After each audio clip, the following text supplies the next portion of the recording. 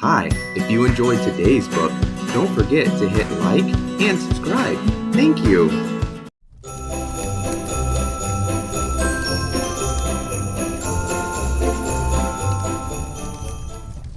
Hello! Welcome back!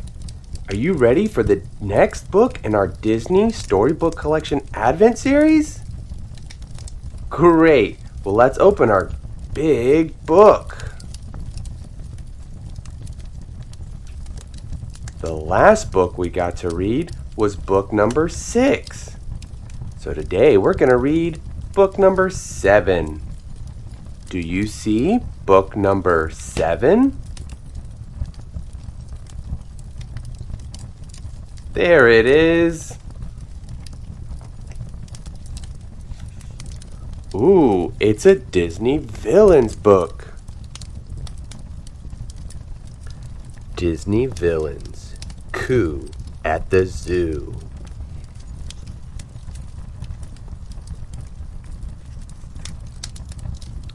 What? Cruella de Vil barked into her phone late one night.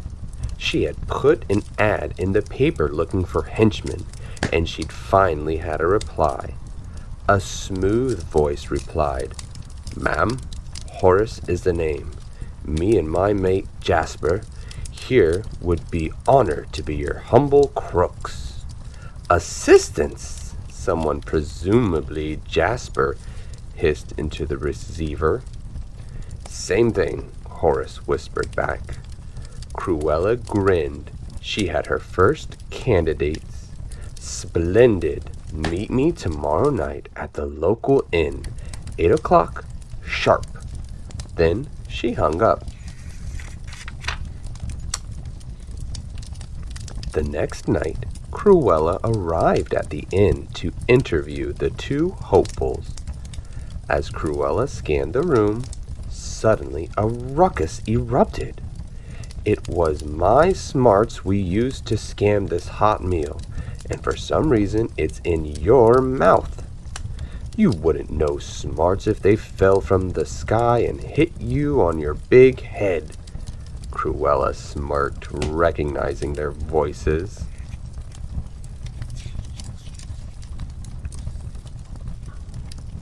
Cruella walked over to the bickering men. "Darlings, I'm Cruella de Vil.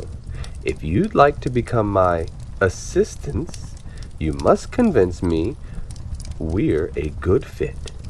I'd like for you to steal an animal from the new zoo. Can you do it?" She jangled her heavy coin purse for effect, and the crooks eyed it with wild hunger. "Just tell us when, Miss de Vil," said Jasper. The next morning, a poorly disguised Cruella met Horace and Jasper outside the soon-to-be-open London Zoo. "Hello, ma'am. Didn't recognize you. Which animal do you fancy we fetch?" Horace hollered. "Not so loud," Cruella scolded. "That one," she said, pointing at a photo of the polar bear. "This'll be as easy, ma'am," whispered Jasper. "All right, now, easy does it," Jasper guided Horace, who was working a large net into the sleeping polar bear's cage. But they woke the bear up. Jasper and Horace beat a hasty retreat. Cruella turned crimson at the duo's failure. "You cowards!" she spluttered. "Sorry, ma'am," said Horace. "What about a smaller animal? A cheetah, perhaps?" Cruella glared at him.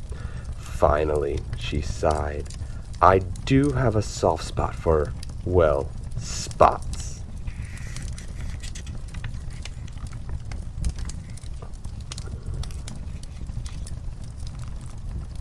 Cruella decided to join them and watched the slow-witted crooks struggle with a fast cheetah. Cruella grew even more furious. You fools!" she growled. "I've just about had it with you two." Next, Horace and Jasper decided to try and fish themselves a catch, but the dolphin proved to be a bit slippery. "Wretches!" barked Cruella. "I don't know why I wanted a dolphin, but that's beside the point."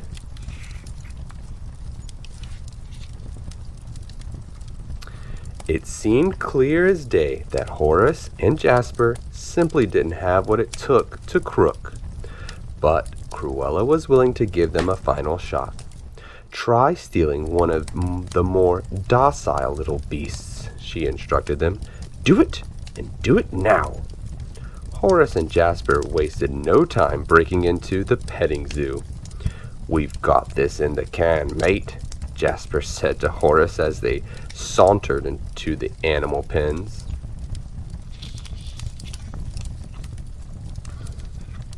But then a baby llama spit in their face. A piglet chased them into the mud, and the ducklings pecked at them in the pond. "It hurts! It hurts!" howled Horace. "I can't stand it no more," Jasper said, weeping.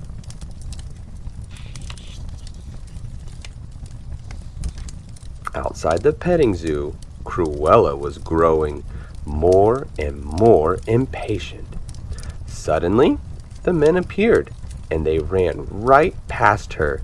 "Stampede!" yelled Jasper. "Run!" shouted Horace. Cruella waited for the massive beasts who had inspired that level of terror in Horace and Jasper to arrive. But all that scampered into view were little fuzzy ducklings, small muddy piglets, sweet baby llamas, and buying baby goats. Cruella boiled over, realizing that Horace and Jasper must have accidentally released these animals.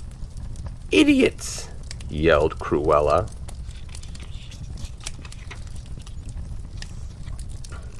Cruella had finally had enough of Horace and Jasper's hijinks.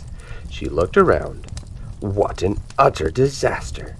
One animal would be fine, but she didn't want the police on high alert because someone had stolen the entire petting zoo.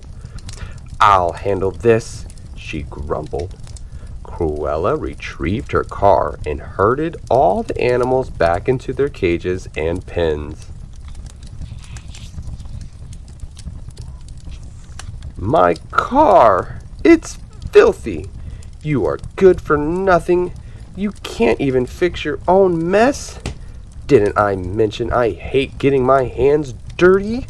Cruella roared at Horace and Jasper. "This is the last time I ever work with you, you idiots," Horace suggested. "Complete imbeciles?" Jasper offered. "Shut up!" Cruella screamed. The men flinched.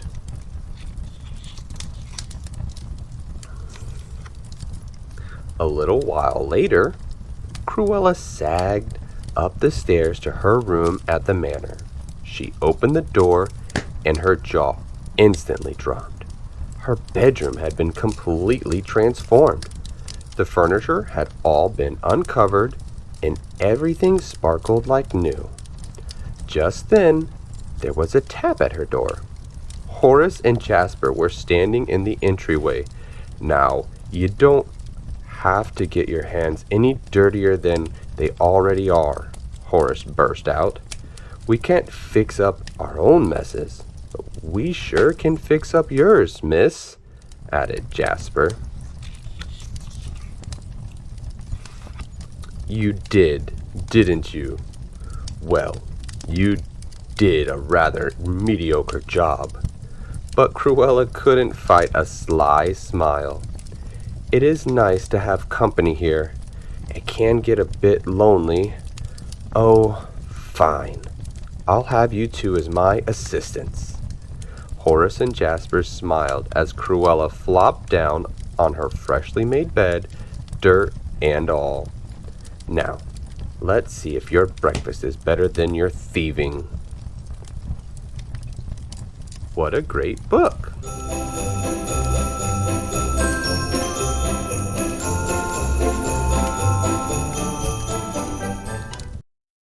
Thank you for watching.